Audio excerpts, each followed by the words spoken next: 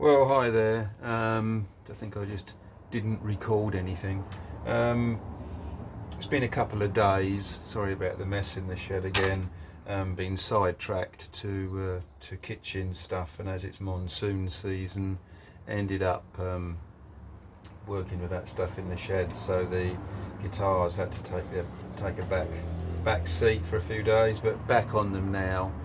Where we left it, we put the binding round the edge, the 1.5mm binding round the edge of the body, and we were lamenting not being able to use any of that for the fretboard because there wasn't enough of it. I think it worked out for the best in the end. I did take a look at all parts. Obviously they're American and great, and they've got this binding which is like perfect for the neck. It's a 1/16 of an inch, because obviously they're American company, so they've got all American sizes, fast delivery, and certainly no more expensive than anywhere else. So I'm pretty happy with that. Got it delivered this morning, so now we've got plenty to do the fretboards, and it's the right thickness as well, which is really nice. What I've got to do now, we never really finalised the edges of these fretboards or anything like that. They're still rough sawn and slight fractionally wide. I've got this template I made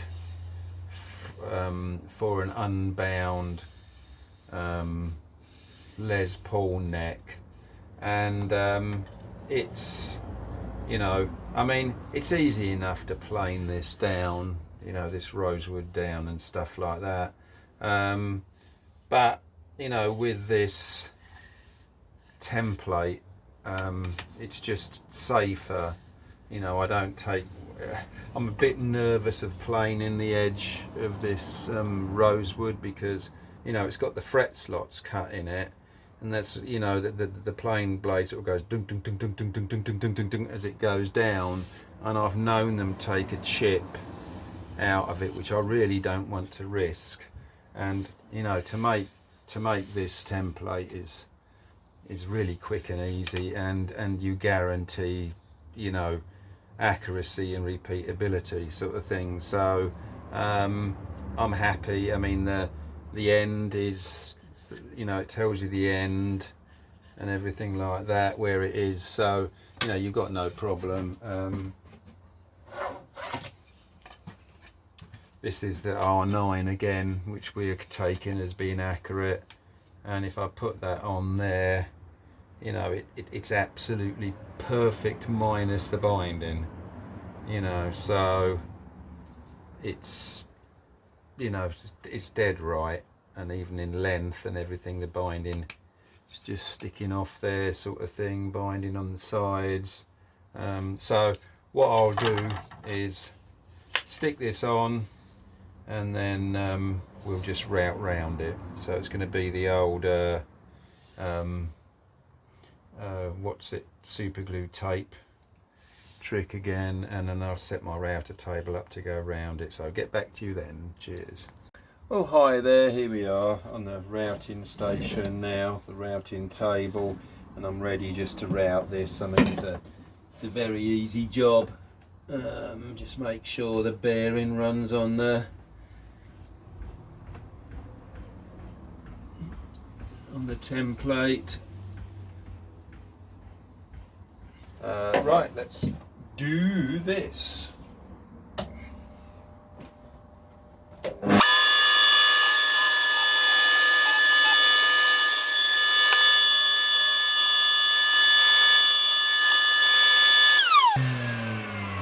Well, apart from the rain shower of shavings, that's absolutely perfect now, lengthwise, everything wise. I mean, I again, I'm very careful not to cut right to the edge. You can see a little radius on there. I'll trim that off because guaranteed the router would split along there, and equally again there, I've left that there, so I'll just hack that off. But now that's exactly the right thickness, so I'll just get the other one done and then get back to you.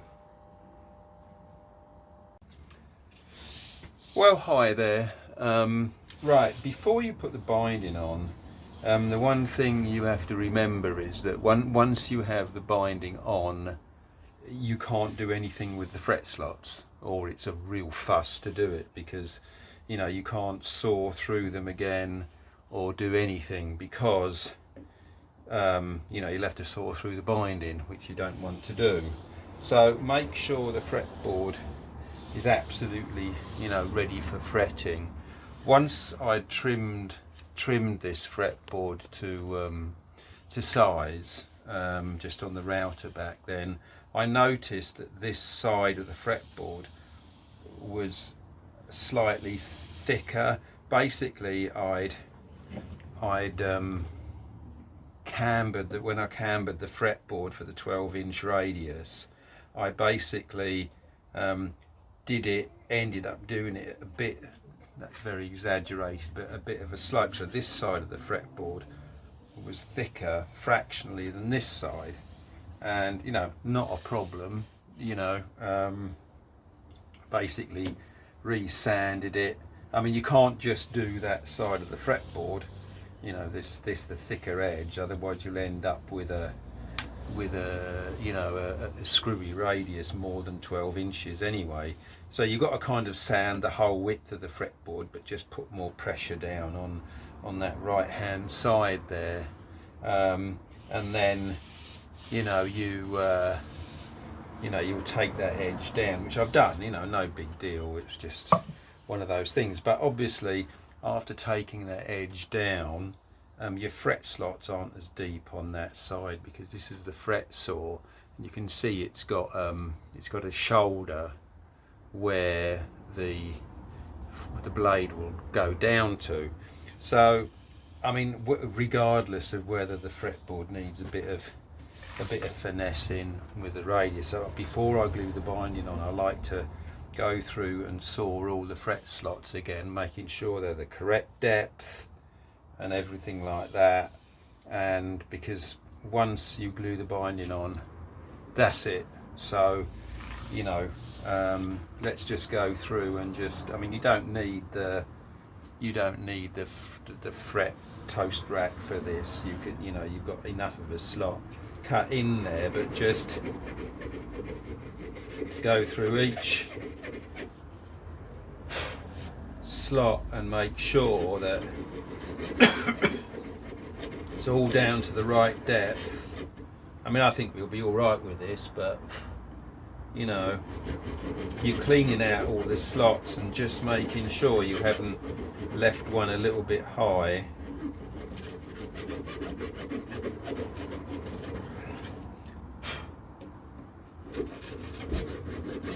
I mean, I can hear that I'm taking a slight cut on this side, on this side now, because I've sanded it down a bit more. You can just hear it there, can't you? I mean, it's just a fraction, and it probably wouldn't matter, but may as well get it right before the binding.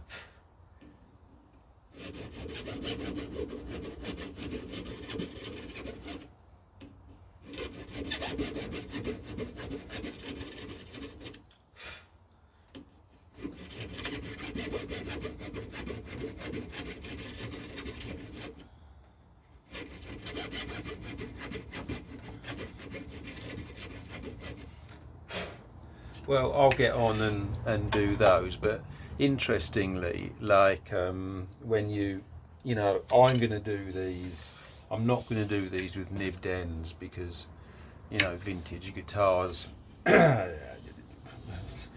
don't retain the nibbed ends. As they're refretted, they come off, sort of thing. But the trouble is, now you'll glue the binding on the edge of the fretboard, and then you risk getting glue in the fret slots, which again make it difficult fretting. You've got to be very economical with the glue, the edge of the fretboard. Whereas if you do a nibbed fretboard, you'd fret it now at this stage, you'd sand all the edges of the frets square, and then you'd glue the binding on and shape the binding around the edge of the frets. So in a lot of respects, the nibbed binding does you know, make a lot of sense, but it's just you always have that little risk of a, you know, a gap between the binding and the edge of the fret and all that kind of thing. And this is why over the years I've generally found that, you know, nibbed binding is fine for guitar players, but they're not fussy about I've never had anybody ask me, oh, you know, I'm a real professional player, but you know, I want nibbed ends on my frets, and I've never had that. I've only ever from people who want vintage accuracy sort of thing. But anyway, I'll get on doing this, and we. Well, hi there, and welcome back to 3R Guitars and this Goldtop Les Paul build. I was putting together the next video. The one that I've just done is on the fretboards, and we were getting up to fretting, and for some reason I've lost a section of it. I mean, it's not too critical, but basically it's jumped from like a bare fretboard like this to me about 3/4 of the way along fretting it, so there's no information on the binding round the fretboard, and not really much help on the fretting. But I mean, I've done that in loads of videos before anyway, so you can look at the Flying V video or other stuff, and it will be there. But I just would like to sort of insert this little video in there, just so there's not that jump without a bit of explanation. So sorry about making a mess of my videos. So when you've got the fretboard like this, imagine this is a Les Paul fretboard with the crown inlays in, and if you're going for like a nibbed edged binding, which I've explained before, so I'm not going over that, you'd fret it now, put your frets in, and then once all the frets are in, you'd sand the edge of the frets flat. And it's best to do that, say my bandsaw over there, say put some sandpaper on the cast iron deck, which is dead flat, and then sand keeping the fretboard dead upright, sand that, then glue your binding on the edge, and then you have to file it around the frets. And now we're not doing that, we are doing a more conventional like fret over, we're not doing the nibbed ends, for reasons which I've already discussed. So with what I'm doing here, and my next job now is to actually, the best thing to do now is you before you put the binding on, you have to perfectly prepare the fretboard. And the thing is that I think it's there in the original, you obviously can't clean the fret slots very easily at all if the binding is on, because you can't run the saw through, otherwise you'll be sawing into the binding. So you must get the fret slots perfect. I can't emphasize that enough. So, you know, like I did in the last video, cut the fret slots again, you know, just run the saw up them again, and that's in the previous video. And also what I do is I get a little either triangular or square file, put it on the corner, so the corner of the file is in the fret slot, and then just a few runs with like a triangular file going across the fret slot. And what that does, I mean, you can, I don't know if you can probably see a slight difference there between this one and that one. This one looks a bit wider because I've just filed a chamfer in the very top edge of the slot. Now that doesn't affect the gripping of the fret wire because it's not like deep enough, but you know, the fret wire has barbs on it, and basically it just, that little triangular file just gives a little ramp for the fret to push into. You know, you're not going in a square slot. And also where you've cut the square slot, you might just have a little bit of you know, burr of wood sticking up or something, and that will seat the fret just above the fretboard, which you don't want.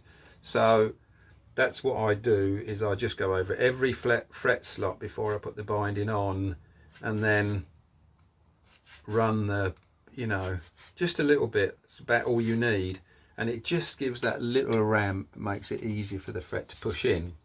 So next stage now is gluing the binding on. And I actually made a little jig for doing this, which is just a flat bit of wood with a piece of wood down each side tapered to the same as the fretboard. And then I just put the fretboard in there, put the fretboard on this bit, would put the binding on, and then jam it so it wedged itself firm. But I don't think I've got that anywhere now, because it was never very successful for some reason. It would seem like the most simple jig to do, but quite simply now all I do is I glue I cut the binding to length and just glue it on by hand. And I think, you see, the thing you want to do carefully is you don't want to get you know, don't use runny super glue. Don't use runny super glue, because it will run into the fret slots and wick along. It will just zoom straight across, and you've buggered up your fret slots. Use a jellied, very viscous super glue, and just put like a little bit between each fret slot. And you know, when you squash the binding on, it'll actually spread out along the length, and because it's not runny, it won't zoom down the fret slots, which is honestly a disaster. So put your super glue on the side, be quite sparing with it, and then I stick my binding on, and I just do it by hand, sort of like that. You know, you may have to spray a little bit of accelerator on it, but it's surprisingly easy. And the nice thing is you can make sure every bit is like squashed in, you know, and done properly. And when I had that jig, I never got, you know, always seemed to have a bit of the binding that was just a bit off or something. I think, what? But anyway, I do it by hand, and you know, start at one end and just work down, keep going, and maybe put some tape around, you know, and then so you get your binding on, and then that's it. Then your next job is to file the binding down to the same camber as the fretboard. Very easy job. I mean, nice easy way to do it. You can actually do it with a plane or a scraper, and then just sand. I mean, it's an easy job. One thing though, do this bit of the binding first on the end of the fretboard, because binding that comes down the side runs off the edge, sort of thing. So that's the orientation of it there. So it's not a difficult job. And one other thing I didn't explain in the video very well was when you're fretting. I mean, this is just this little insert video, just covering the bits that, I mean, I've looked at the other videos, just covering the bits that I missed out. When you fret over the binding, you know, obviously the fret wire's got this little tang on it that grips into the slot. You know, because you're not cutting through the binding a slot, you want to actually cut that away there, just on the end. So basically this is a proprietary tool for doing that. Yeah, you can see it there. And what you do, you can see my you can see the fret wire T section there.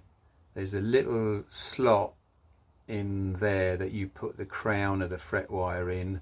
I haven't got my glasses on, but goes underneath there, and then you just pull it, and you can see there that, well, it hasn't cut that very well.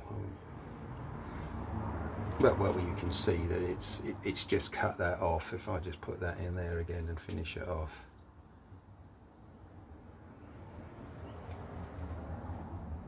Oh, let's do the other end. Put my glasses on, can see what I'm doing, eh? Start off how we meant to be doing it.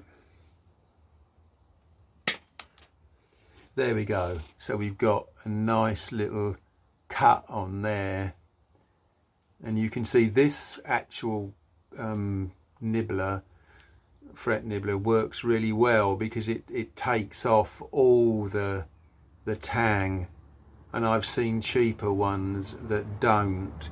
I mean, it's well worth as well, just like, because you know, if you look on that, you can just see a little, you know, still a little upstand there. So if you put it, you know, if you put in that overlaps the binding like that, and it would actually raise the fret a little bit. So as well as nibbling off the end, I do actually run just this is quite a coarse file, but I do file the edge back so there's no upstand on the fret wire sort of thing.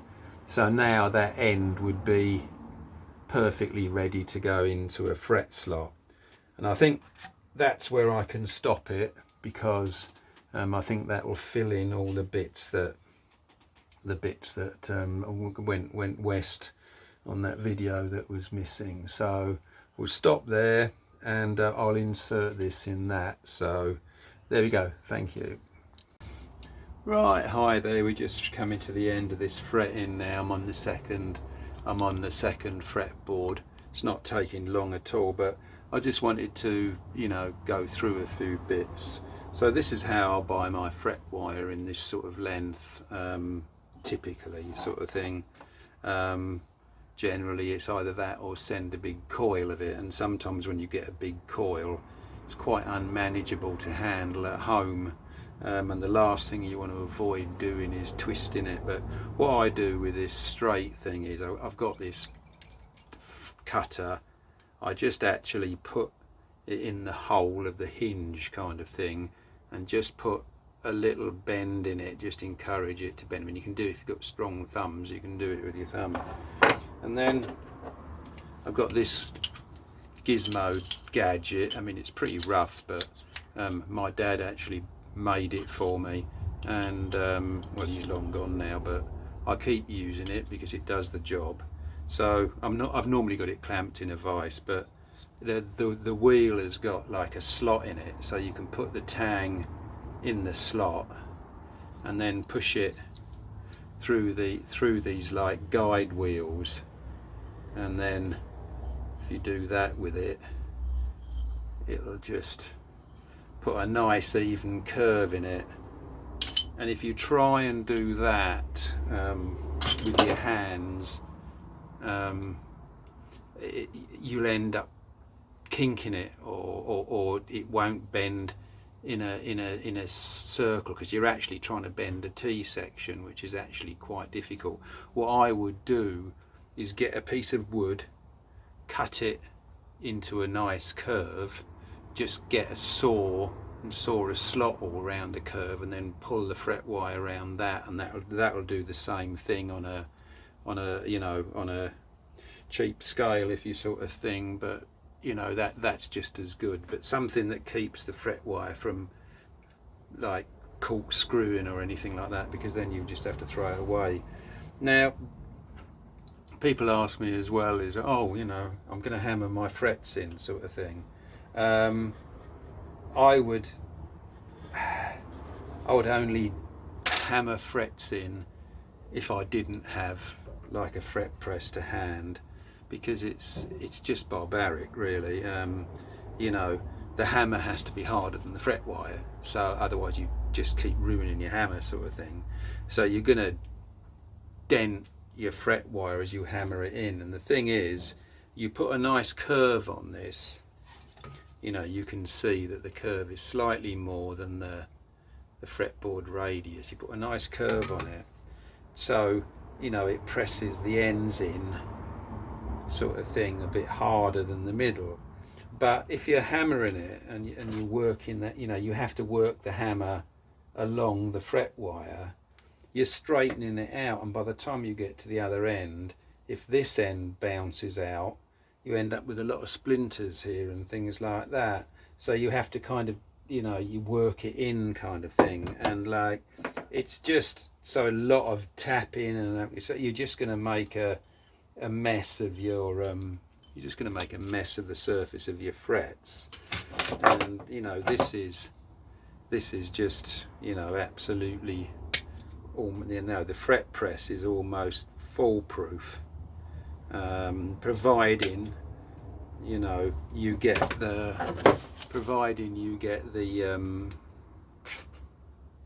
slot right. I mean, the slot has to be right whether you're hammering it in or you're you know, pressing it in. But I mean, just to go over it again, you know, got me a bit of glue here, drag this through there. This glue's actually gone off a little bit now, but drag this on there, you know, put the tang of the fret in the slot, everything's nice and straight, tap just to locate it, there it is. Don't do the other end, don't work along with the hammer, put it on. Literally now you start squashing down and you just feel clunk, there you go, and it's all in, and you've got your squeeze out round there and everything, and like that's it. It's that simple. And if you like, you know, it's only that simple because you've got the preparation correct. But you know, if you have to start hammering the frets in, you know, you damage the frets and you can't tell how hard to hit. You know, you can only tap, tap, tap and look and think, oh, that's all right. But when you use this, you can feel, you pull it down on top of the fret and then it just goes, you put a bit more pressure on it, it just goes boom, straight, you know, and you can feel it. Oh, well, that's it then, that's done. And like, you know, the frets are actually, you know, they're in there absolutely perfect. So I would get a fret press kind of thing. You know, I mean, hammering, yeah, you can do it, but you end up then with a lot more fret leveling, dents to get out and that kind of thing. So I would definitely prefer this. So okay, that's the end of the fretwork then. Well, I must admit I didn't expect to get all that done today.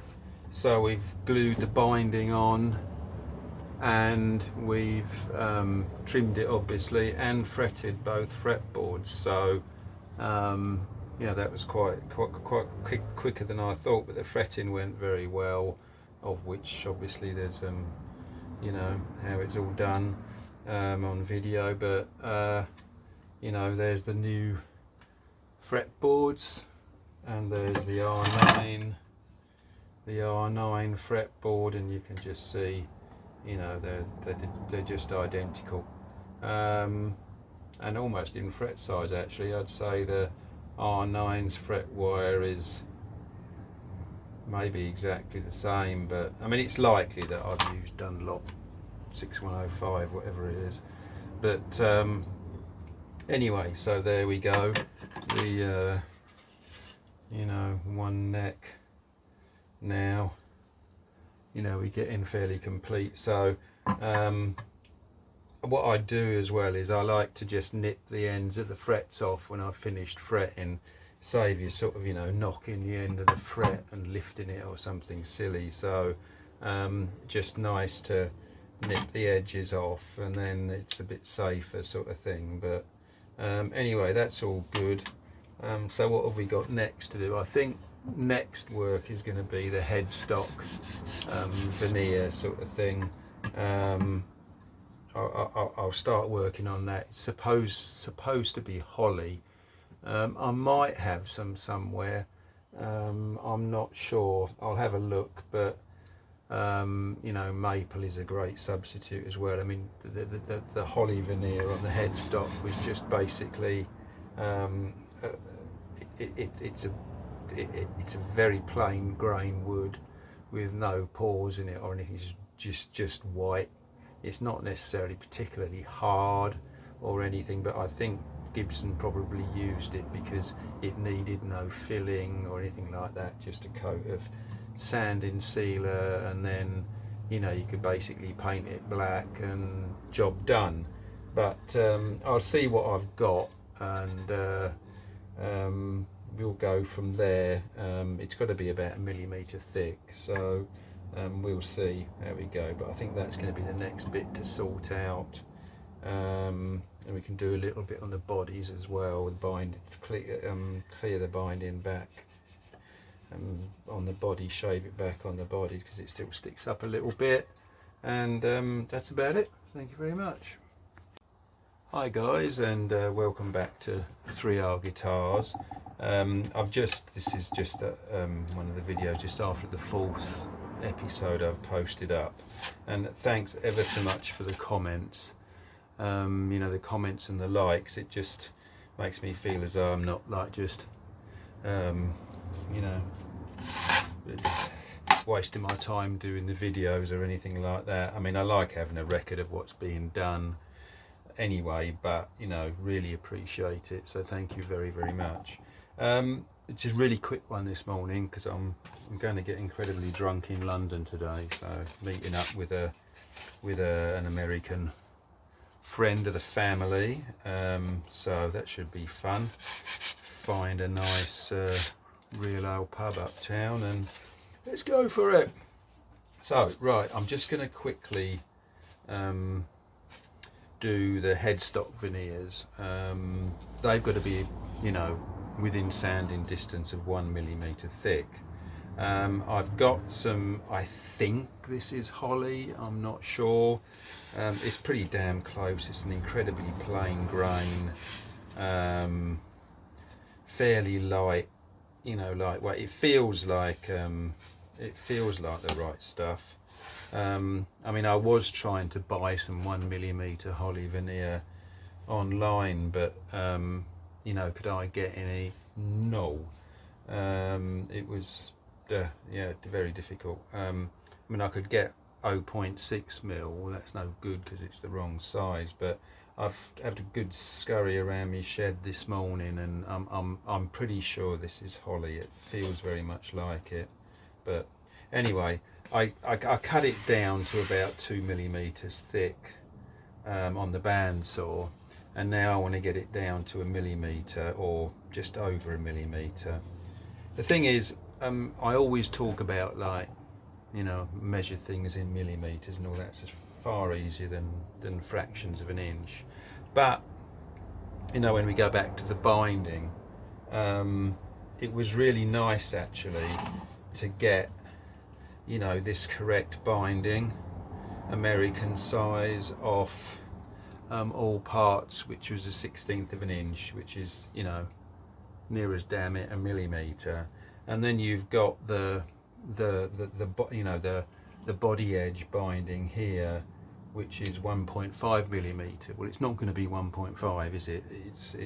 Anyway, it's obviously 3/32, which is near 1.5. I mean, I measured it at 1.4 millimeters.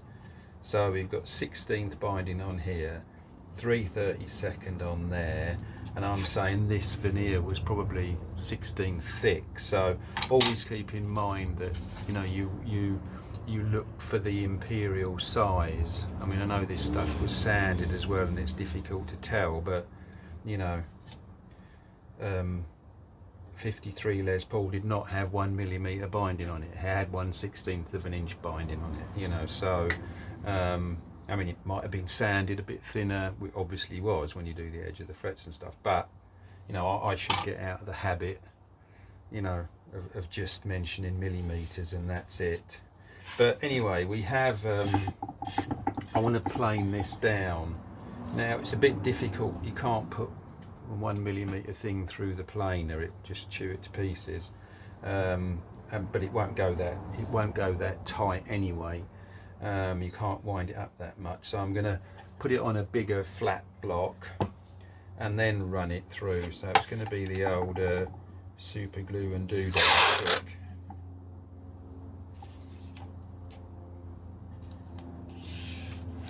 and we'll see how well it goes. I've had success with this on like thicker stuff, but not really tried it on making veneer. You know, I've normally been able to buy veneer in the thickness I want, or you know, you're not really worried about the thickness of veneer. When I made the 2 burst Les Pauls, I actually bought the Headstock,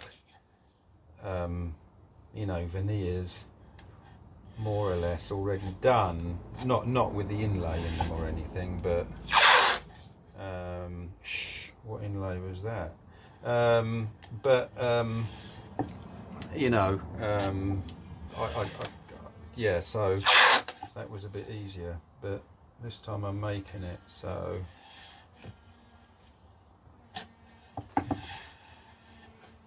we'll see how this goes. I think it'll be all right.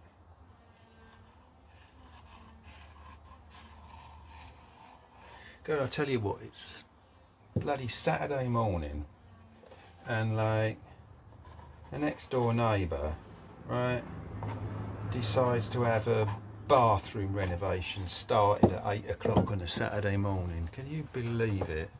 Jesus Christ, it's been banging and bashing there. Glad I'm going out today. I mean, she did come round and apologise a few days ago and said they were going to start at some point, but 8 o'clock in the bleeding morning is a bit early, isn't it? Right, so we got that stuck on there. Let's whiz over to the planer and see how successful we're going to be with this. Let me switch you off for a tick and get it roughly set. One day you're really going to be shocked and I'm going to have a clean shed, and that ain't going to happen anytime soon. Here we go.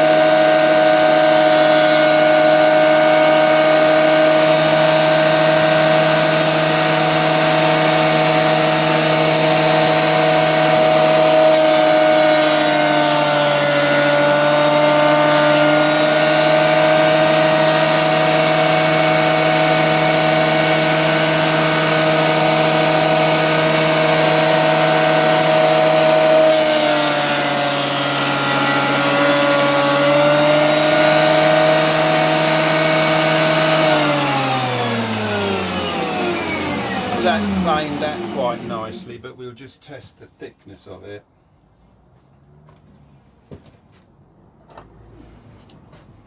I don't want to go too mad with the planer. Let's zero it as we... So, I mean, there's the 2 layers of tape as well. It's 1.74 millimeters. Do you know what? I'm actually happy with that, looking at the edge. I mean, I can easily sand off. Oh, blimey, I wish I like...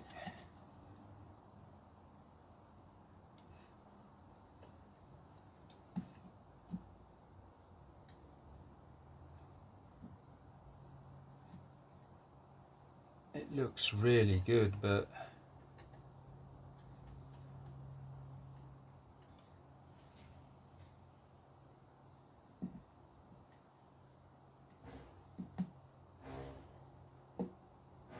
I've got to go down a little bit more.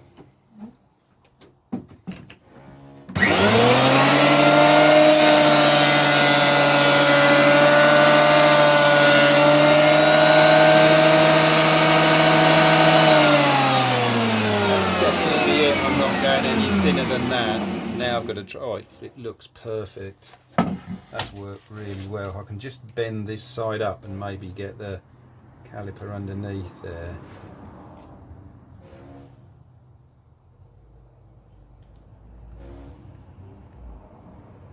It's actually 1.48 millimeters. I'm going to go down an absolute gnat's dick more.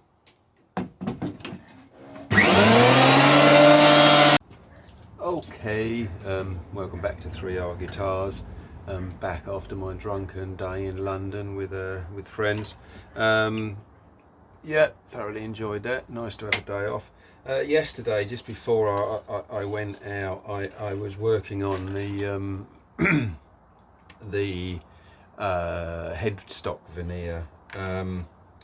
My first attempt came out to exactly 1 millimeter, and where I think my mistake was, I mean, if you look, that's actually 0.87 of a millimeter, which is too thin. I think what my mistake was, when I was measuring the thickness of it, of course I had the tape underneath it, so this basically is more like a traditional veneer thickness, you know. So I wanted 1 mil plus a little bit, so I've got some sanding room, and so I did this one, and if we look at this one, we're up to 1.25 millimeters, which is perfect. Now, where do I stand? I've looked on the internet at, I mean, I don't know why I bothered, because I knew the answer, but I looked on the internet at basically, you know, producing a Gibson headstock and things like that. You know, and you're treading on trademark, and you're treading on, you know, what's actually patented and things like that. It all comes down to, like, if you sell them and things, you know. You can't go producing a, you know, a Gibson and then, you know, selling it and making money out of it when obviously they own the copyrights to it, and, you know, or the trademark or whatever. But a lot of these things, like one thing I don't make the Gibson Pearl logo or anything. I don't do anything like that. I mean, you can buy them, and they're labelled as like, oh, for restoration only and stuff like that, which, let's face it, it's probably a bit of a con. Yeah, so, you know, I'm treading on very thin ice. Basically, I couldn't sell these guitars if, you know, I made them with a Gibson headstock and logo and stuff. So I think the one that I'm making for myself to keep, well, I don't intend selling it, so, you know, I might do that with a Gibson logo. The other one I obviously can't, but we'll go from there. So what I've got is, what I'll say I'm showing you is, you know, a headstock veneer for restoration sort of thing, and I might end up using it on the guitar I'm keeping. Now, I showed you this in the first instance, which was something I bought, which is an accurate template for a 59 Gibson headstock. So I can use this, but there's one big difference in this, in that the name is routed in the wrong place for earlier Gibsons. Let me get my drawings here.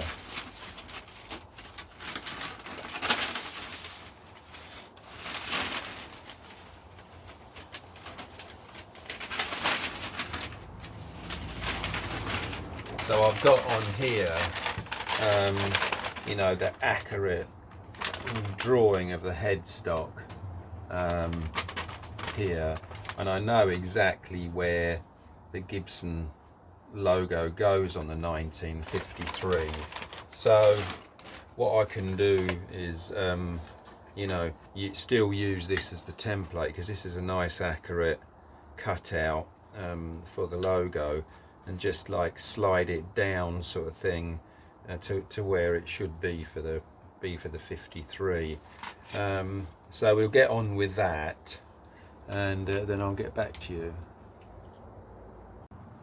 So here we go. I've got the headstock marked out sort of thing. And I think the best way to cut this will just be with a scalpel actually. So we'll get on and do this.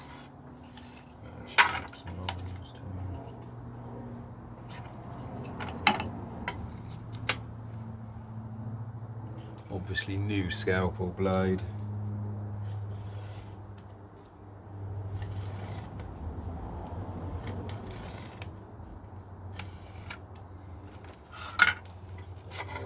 Now you don't want to cut this to the accurate size sort of thing, you just want to cut it, well, you know, I would feel, you know, it'd be very difficult to glue on precisely sort of thing. So I'm just going to cut it with like say 1/8 of an inch all the way round.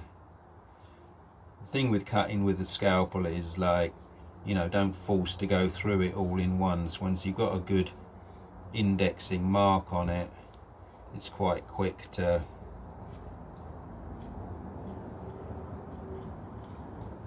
follow around what you've done.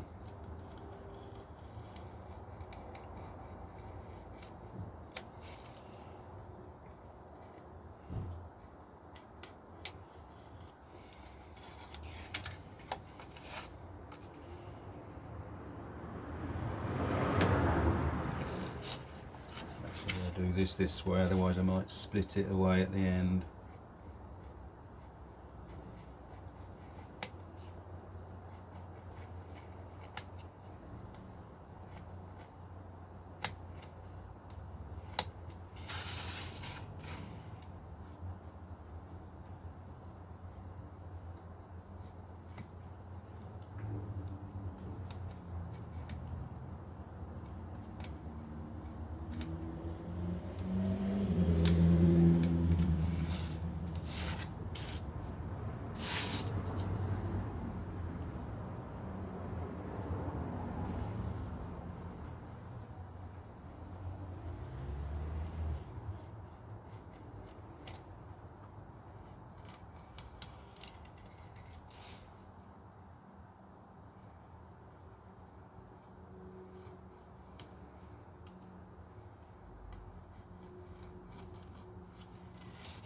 Right, okay, so we've got the rough shape with about 1/16 of an inch, perhaps a little bit more around it. Now what I want to do, I want to show you how I'll cut through and do the logo routing hole sort of thing. So I'll get set up, then I'll get back to you. Right, okay, we're getting ready to cut the the Gibson logo out from this veneer. You know, this was from you know, I bought as a 59 template. What you can see is that, you know, here's the veneer behind it here, so it's a lot lower on the headstock, well, good 10mm lower on the headstock, but when I drew it out, it's actually like at more of a an uphill angle, because you can see I've had to upset this or move this, glue this template on with the angle like slid around a bit, so it's more uphill. So we'll see how this goes. I'm actually using this Dremel router thing. You can obviously see that's a Stuart McDonald thing there. I mean, this is quite old, and I'm sure there's better, more modern ones of it, but basically it's very finicky to set up sort of thing for depths. And I've got like a little Dremel router cutter in it here that's just will touch the top of the veneer on there, and so we can buzz around. And what you're using this as a guide. I mean, you can't squash against it too hard, although this is like a, you know, a plain shaft and then the cutter sort of thing, but using it as a guide more than an actual template to shove against. It's a bit of a touchy-feely thing. One thing, I mean, this is a Dremel tool. You know, a bit of advice: don't be tempted to buy one of the cheap knockoff Dremel things. When my Dremel went wrong, I mean these I think are, you know, 80 to 100 pounds or something. I bought a cheap one, you know, you could get for 25 quid with all the gizmos and gadgets with it. What a bloody waste of time. When I switched it on, my teeth nearly fell out with the vibration. So, and they are my own teeth, but yeah, so either buy a Proxen or a Dremel. Don't be tempted with anything cheaper. It will just frustrate the hell out of you. So we'll give this a bit of a go and see how it starts cutting, and then yeah, so let's give it a bash. I mean, there's no plunge facility on this, so you just kind of start with the router leant upwards so the thing's not cutting.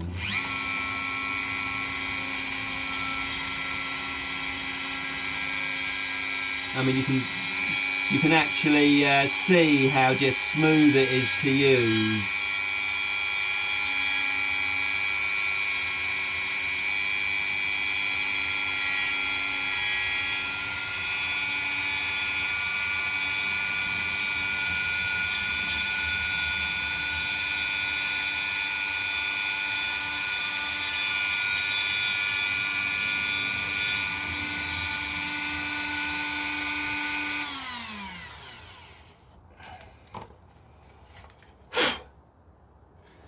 That's actually, I don't know if you can see in there, but that's actually gone really well.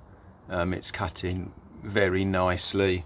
So I'll just increase the depth a little bit, and yeah, carry on. I mean, unfortunately, like I say, these things haven't got depth, you know, plunging facilities sort of thing. So you just literally have to wind the stops up, and then, I mean, they're a bit cranky, and there's probably like a better one available now. But there we go. I mean, it does a job, doesn't it, sort of thing. You can't have everything perfect.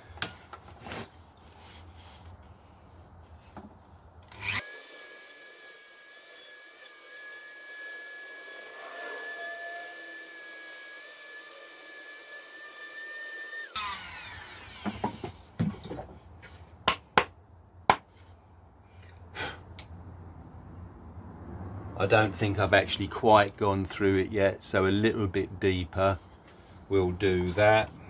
I think I'll carry on filming this because it's quite therapeutic, isn't it? It's certainly not too bad job to do with a hangover from yesterday. So, oh, me and beer, honestly. Mind you, my wife's just as bad as me. She loves her real ale, and for an American, that's you know, that's cool.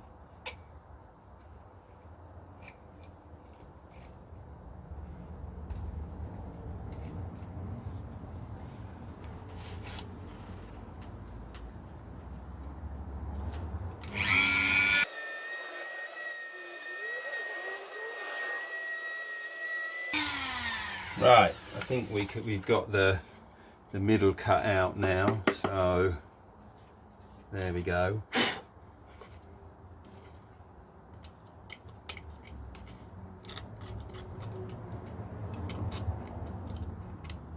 What I think I'll do now is go round again and try and just clean up the sort of fluff around the edge, which I'm sure is the backing wood actually more than the veneer. Do it upside down as well so I can see exactly where I'm doing. Yeah, you can still see this, can you? Yeah.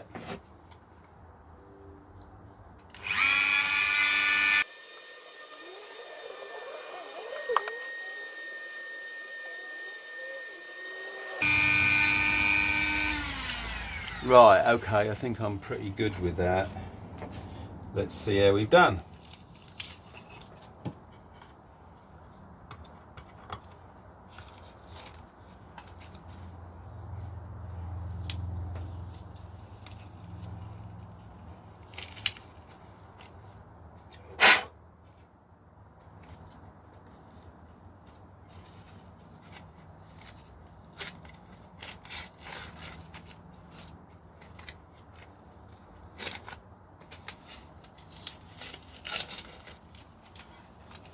Ta-da! I think you can see on that is fine. I need to do a little bit of clean up with the scalpel, but that is all really good now, so I'm pleased with that.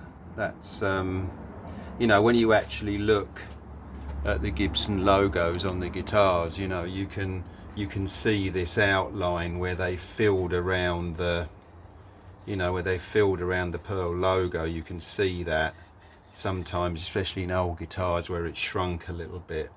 We need just to trim that corner there.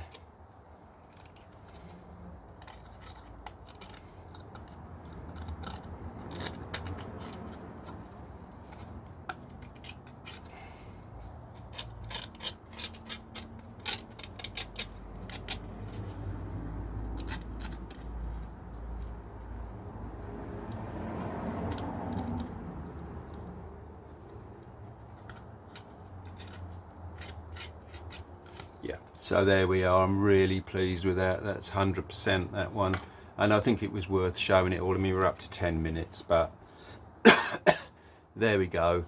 That's all really good. And the thing is, I think why these were cut first before fitting. I mean, I've never seen, when I've had broken headstock Gibsons and things like that into repair, I've never seen one where the Gibson logo was actually routed deeper than this veneer, because basically what you do now is that the Pearl logos are roughly 0.5 millimeters thicker than this. Glue it in with black epoxy, and then you just file it down, you know, to the top of the veneer, and then you can stain the veneer black or paint it black or whatever without having the botheration of, like, you know, touching up black paint right up to the veneer because you've got a black epoxy sort of thing. The one thing, I'll be gluing my logo in with epoxy. Obviously back in the day they didn't have epoxy, and I've been told that they use something called fish glue. Well, when I built those 59s that I've got, I used fish glue. God damn, it's disgusting stuff. It's like really sticky. It's like it's almost like a runny honey sort of thing, and it takes weeks to dry if it's any kind of depth. So I don't think they could have used fish glue, or they must have had a hardener for it or something, because I mean Gibson in the factory wouldn't have waited a year and a day for junk to dry around their logo sort of thing. So like I say, I don't intend, you know, I'm not one for using, like, you know, old glues and all that kind of thing. I mean, I want the convenience of modern glue at least. So I'll be using a black epoxy, and then, you know, problem solved. So we've got that done, and yep, I'll carry on and get you back for whatever I'm doing next.